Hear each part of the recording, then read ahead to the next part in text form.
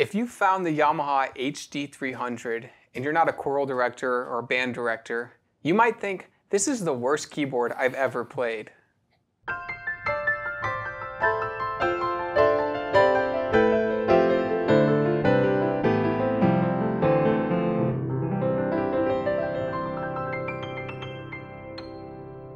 Hi, this is Ted with Alamo Music Center in beautiful downtown San Antonio, Texas. I'm Patrick Marr. You can find us online at alamomusic.com.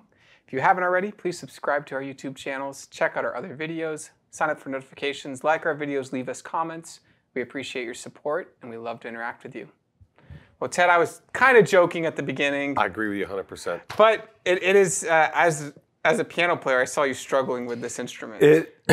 This is the strangest Yamaha portable type keyboard I've come across. However, it's very specialized. And when I looked at it, I realized this is not a keyboard you get to learn to play the keyboard on.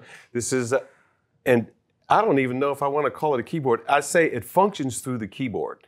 Okay. Well, it's not called a keyboard. They don't even call it. It's not. It's called a harmony director for a reason. Mm-hmm. It is designed to give the teacher, the director, like a choir master, a chorus director, or a band director, a symphonic director, a teacher, to give them all the useful tools they need so they can focus on all of the players, whether they're students or not, they could all be professional players, that involve instruments that aren't in tune. Well, and by that I mean not a guitar or fretless bass, or a piano. Mm-hmm. There are instruments like a trumpet, a trombone, a French horn, a human voice, or a violin, or viola, a cello, or a bass. Well, how many times, and so this might be a flashback for some people, but you know, I remember being in choir and like my choir director going over to it was an electric piano and like reaching her foot under to hold the sustain pedal and like hitting the button and be like, no, this one, and then you guys are here, and like she's stretching and like trying to hit notes. And like this would solve that problem. There's a hold function. What this does is it gives the ambient tones that the group needs, mm-hmm. so that the director can walk around and find out. Let's just take voice, for example. Let's say there's 20 people singing. And when you're trying to conduct, it doesn't take too long to find out the guy that needs to stand next. This guy's got a weak tone, but great voice, but he needs to go stand by this guy that can nail his pitch. Because arranging people, everyone always wants to get by the certain guy in choir or chorus because he hits his notes and makes it easy for us to hit our notes if he's in the middle. What this does is it actually allows for all of that so that they can work on nailing the pitch, especially on their instrument. Double-reeded instruments or embouchure-driven instruments. And that's why young bands and orchestras don't sound all that great. It's because they have two problems with being in tune and being in time, tempo. Yeah. This keyboard is designed to give the director everything they need to say, here's the bass chord, blah. It's got a permanent sustain. When you hit this button that says hold, it just keeps those notes there. Well, it's almost a keyboard to not be in front of you, but be to your side. Well, part of it is you can walk around with an app as a teacher and get it to do things when you're not standing behind it when you're around in the room. And so, you know, Yamaha's not stupid. They're not going to make a dumb keyboard. They're going to make something incredible. Someone petitioned them, I would like to know the story of how they came about making this instrument. It has to come from band directors and choir directors, because what I saw, and I've watched a couple of other training videos with it, and some of them are extensive and they're made by Yamaha. But what's really neat is when they hold down the drone chords and you make your note so pure and so perfect that the fifth starts ringing. Mm-hmm. And what the band directors and choir directors try to get them to do is to focus on that pitch being perfect so that every time you go there, you hear that overtone is right there in tune. And if that overtone doesn't come out with the root tone, there's something wrong. There's something wrong. It's not exactly on target. And that is the weirdest thing about overtones, is they won't come out until the thing is exactly where it needs to be. And there's a lot of saxophone players that can play in the higher registers just on overtones alone. And it involves all embouchure manipulation. Same thing with trumpet players and trombone players, French horns. And so when you think about the guys that are kind of out of tune at beginner band, it's always the trombones. And you wonder why it's not like someone starting piano. If someone's starting piano, they have horrible timing or horrible continuation of rhythm and stuff like that. But the idea is that the notes are always the same. You just press a key. On any other kind of instrument, the person playing it is control of that note and that pitch, like an opera singer, a tenor or a soprano. And that is the hardest thing to learn how to do without having a bass drone or someone showing you and demonstrating, listen for the overtone. So like, we're playing on this note, but you want to hear that one. Because you're playing this one so good, this one just starts ringing. And so it also has a record function with a microphone built in. I demonstrated that, and I did it in an off way. I guess I should talk about the keyboard instead of the discovery or use of it. But what it really does is it doesn't give you a whole lot of tones. It does in the piano and others. They go all the way up. But on the organ, there's only like 2 or 3. The brass, there's 2 or 3. And on the woodwinds, I think there's 2 or 3. But what it can do is instantaneously is change the pitch. So if you go to the woodwind sections, or you're just working with the trumpets, you can go to B flat. If you're working with the sax section, and it'll E flat. If you're working with the French horns, you can go to F. If it's trombones, you can just go to C. And so you don't have to change hand positions and rehold it. You can just do this. So I demonstrated that. I also demonstrated how the octaves go 1, 2, 3, and 4. So it has a octave range. There's a balance button between the sound and the rhythm. Now the rhythms are kind of different on here because you can control the volume of the accent, the quarter note, the eighth, triplets, and a 16th note. You have a mixer for each one. And you have a mixer for each one.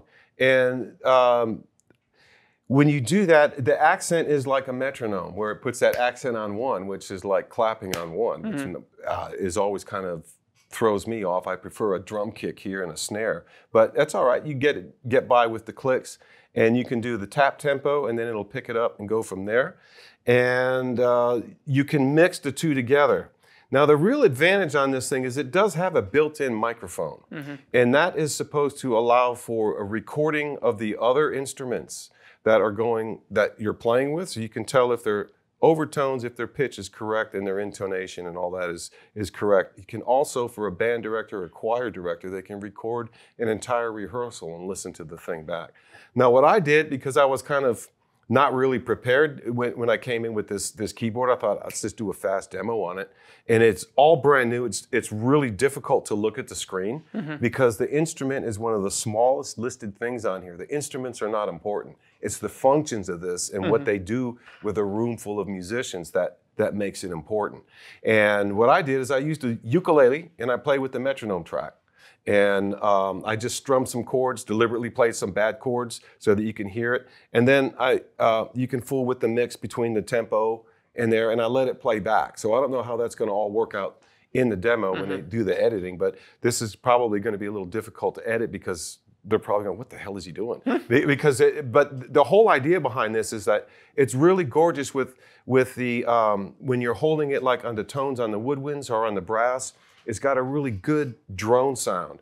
And it almost makes it to where it's real inviting to where you're like, I want to sing that partial. It's great if you had it by yourself to just practice as a vocal trainer to sing your scales where every single note is exactly a semitone or a whole tone apart. Okay, well, let's take a listen to it. Let's get to the demo and just, we're going to touch on a couple things. Again, this is not a keyboard to be really playing or practicing on. It's more about the functionality. We really need to hear from people that are experts on this. I know you're going to tell, oh, you didn't do this, you didn't do that. And I know I missed a lot of things, but it is a fascinating thing. Just have a listen and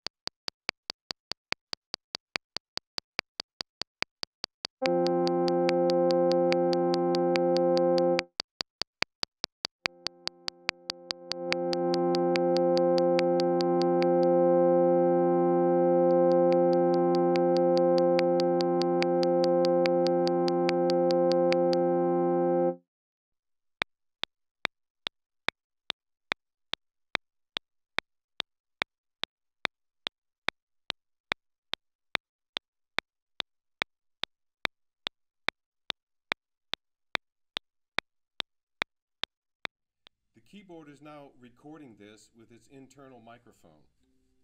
And I'm going to start the tempo.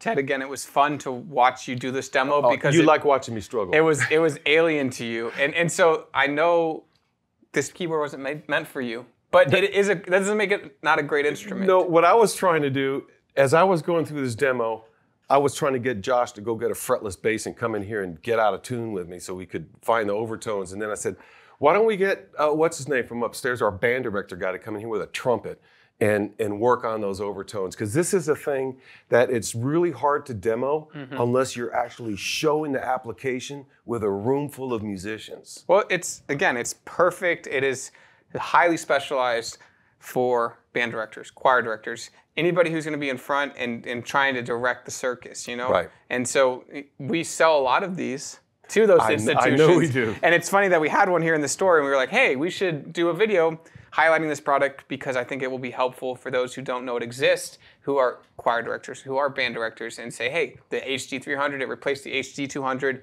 very popular, great features, very usable in specific scenarios. And so it's a fun instrument, and again, if you're a keyboard player, you might hate this thing more than anything in life. I wanted to mention one thing. They actually have a button here for the Temperament, and I remember I did that. How to make your acoustic piano, your digital piano sound more acoustic. It was all based on temperaments. And this one has an equal temperament and a pure temperament. Based on whatever your root chord is, it does the pure. But when you transpose it, it also transposes the whole intonation of that scale up. Okay. So if you had a drill that came out for trumpets, they're in B flat. They go through their drill, then you get the saxophones or whoever does it, E flat. And you go all the way through the whole, your sectionals. So it could be the same kind of drill or test. You can actually record it and the band director can listen back. Hey, you're great in equal temperament, pure temperament. You're not listening to the bass. You need to focus on your notes. That's kind of what it does help a lot of those things. So lots of features. Again, I think the metronome is really cool. You can cut in on the triplets. I know that was always a hard subject to go over in choir because it was like, hey, how do we read those on the page? One thing I love about this, it's real easy. If you're ever one of those people that try to do like eighth notes and triplets, yeah, it comes right out at any tempo. And then you can also do triplets against 16th, which I used to be able to do. I haven't done in a long time. Yeah. But it's really cool to sit there and practice those rhythm patterns with different hands. And again, working with temperaments, working with tonality, really just a neat instrument that looks like a keyboard. Syncopated rhythms too. Don't ever forget the rhythms. Those are real important. And so it looks like a keyboard, but it's very highly specialized. And for the right person, I think it could be the most useful tool. For the wrong, very highly functional. For the wrong person, it might be the most frustrating boring tool. And so thank you guys for watching. Again, this is the HD-300 from Yamaha. The harmony director is what they call it. They don't even call it a keyboard. So it's, you know, it is what it is. It's in the title. And so if you guys have had the option of having one of these and, you know, having in front of a band or in front of a choir and saying that was the most useful tool, or hey, I wish they would have done this, please leave comments because that is the purpose of this video, helping educate people who would need this instrument and they maybe don't know about it, we want to make sure that we're bringing it, covering it, and talking about why this is a good tool or why it might need a couple extra things to make it a great tool. Ted Barsalou, I'm Patrick Marr. Thank you guys for watching.